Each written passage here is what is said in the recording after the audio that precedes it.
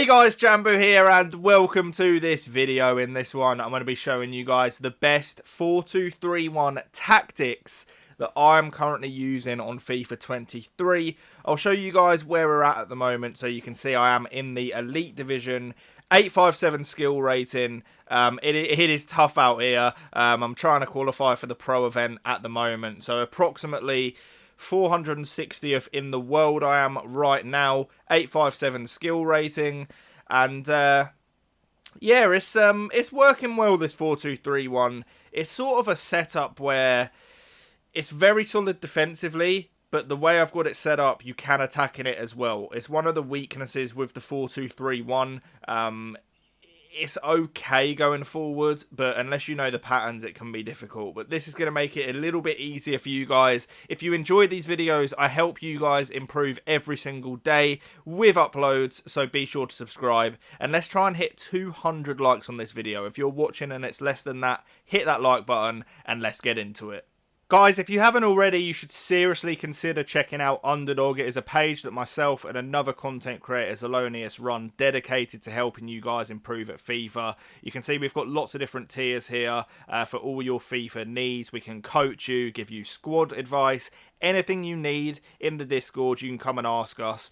We've even got 8 members paying the top ultimate tier currently. That is filling up fast. So if you want to get involved, I'd love to have some of you around. Check the top line of the description. I guarantee you'll enjoy it, and I'll see you in there. Okay, so this is the current team I'm using, and I get so many comments, you know, about, oh yeah, of course you're in the Elite Division with that team. Guys, trust me, like, my team, whilst it is very good, like, I'm getting out-teamed a lot. Like, the Elite Division, it is very, very tough. But this is how I line up with my team. What I like to have, and I'll go into it a little bit more when I show you the tactics, I like to have one proper CDM and then one sort of box-to-box alongside him. So Yaya and Vieira is like the perfect combo. If you want to go for a cheaper option, you can have like Casemiro as the sit-back CDM and then like KDB in the box-to-box that Yaya's going to play.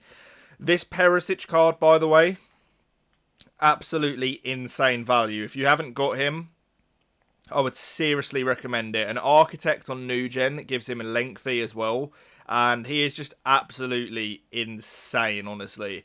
Definitely recommend him. He feels so much quicker than his pace because he has the lengthy as well. He's definitely a good value card. But yeah, so this is my team. Let's get into the tactics. So this 4-2-3-1 is basically what I switch to at the start of every single game. And it just works very, very well. I do switch out of it. We can talk about that if I need a goal. So I have balanced 55 on the width and 60 on the depth. We do have balance on the build-up play as well.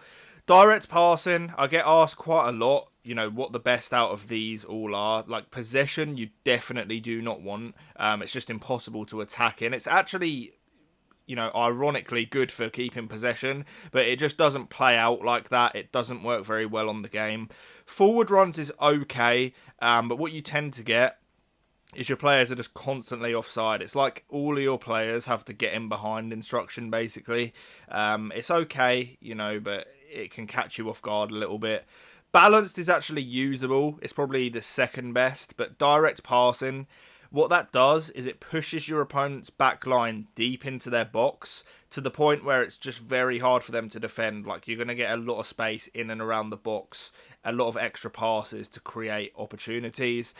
I have 70 on the width. Obviously, if you think of the 4-2-3-1 on paper, we do use the version that has the lamb and the ram. So it's quite a narrow formation by trade. Having 70 width just spreads out that lamb and ram a little bit more. And that works super well, in my opinion. 7 players in the box as well. What this tends to do is your box-to-box centre mid, he will get forward and actually make runs into the box, which is super useful. Obviously, the way we've got it set up, we always have that anchorman CDM sitting back anyway, so that works very, very well. 3 on the corners. The reason for this is I do have a corner technique where I pass it short, and then I pass it back to the guy who took the corner and then cross to the back post. And basically, the more players you have in the box, the better chance you've got of winning a header. It's a little bit RNG, but it works on the game. You don't want this on 5 because otherwise you're just going to get counter-attacked so badly. I think 3 is a good mix. Like, you're going to have players back still if you do lose the header and get counter-attacked. So you want 1 on the free kicks. Like, I don't think I've seen anyone this year like crossing a free kick. You're either taking it short or shooting. So there's just no need to have, you know, any more than 1 in my opinion. This is how I set it up in game. So basically what you want is you want a quick striker who's actually fairly strong as well. So Mbappe is absolutely perfect for that. Haaland is like another great option on a bit of a cheaper budget. If you want to go even cheaper than that, you've got players like Inform Sorloth. Out wide, in an ideal world, you want the Lam and Ram to both be able to go for the Trivela shot. So I don't have that in this situation because Perisic is right-footed playing on the left, but Ginola is really good for the outside of the foot shots on his right foot. For the cam, I'd recommend a player who's really good on the ball, good passing, and a 5-star weak foot. So Neymar is great for that. On a cheaper budget, you've got like Ousmane Dembele, his inform card as well. You know, someone like that is going to be a very good cam on this game. Like I spoke about earlier, you want 1 Anchorman like destroyer and then 1 who's a little bit more box to box. So I've got Vieira and Torre. You can go Casemiro, KDB. Renato Sanchez is one who's good for the box to box, and then you could have Fofana with him as the like out and out CDM. And then for the fullbacks, Cancelo is not ideal. He's very good at what he does, but Kyle Walker is like the best fullback I've used. If you can get these lengthy fullbacks, they're absolutely insane. You've got like Theo Hernandez, who's another insane one. With Cancelo, he's very good on the ball when his passing's good, so he sort of gets away with it. But if you guys can fit in lengthy fullbacks, that's definitely what you want to be going for. And then in terms of the centre-backs, same goes for any formation. Like, you want them to just have great defending, good pace if possible, although that's not actually too essential on new gen anyway. And elite physical stats is always important as well. So in terms of the instructions, we have stay forward on the striker. I don't have getting behind, because what you guys want to be doing is getting into the habit of triggering your own runs. So obviously you can press L1 to trigger your striker. You can press R1 to make them come short as well. But if you have getting behind, they just constantly run offside. You will get some goals from it, but I just think it's better practice to manually do it yourself when you want them to get in behind. So I have stay forward, and then on the cam I also have stay forward. What that means is when I'm on a counter attack, I know for a fact I've always got these 2 that are going to be up there, and that works super well. I've got balanced on the outside cam, so they are going to help a little bit when needed, but it's not going to be overly excessive, and then they're also not just going to stay up front.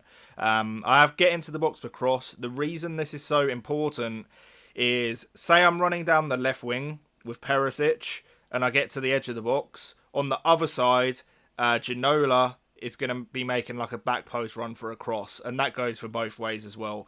So having that instruction on is super, super effective for like back post crosses. We then have cut the passing lanes and cover centre, balance attack, and then the exact same but stay back while attacking on our more Anchorman CDM. We then have stay back while attacking, and then step up on all of the defenders. I find that works really well. I'd recommend you guys trying that out for sure. And they are my instructions. These will help you guys 100%. If I do need a goal, I switch to my 4-2-2 press after possession loss. I've got all the tactics I use on my channel if you guys want to go and check those out as well. Do not forget to subscribe if you haven't already. I'll catch you on the next video. Thank you for watching, guys, and peace.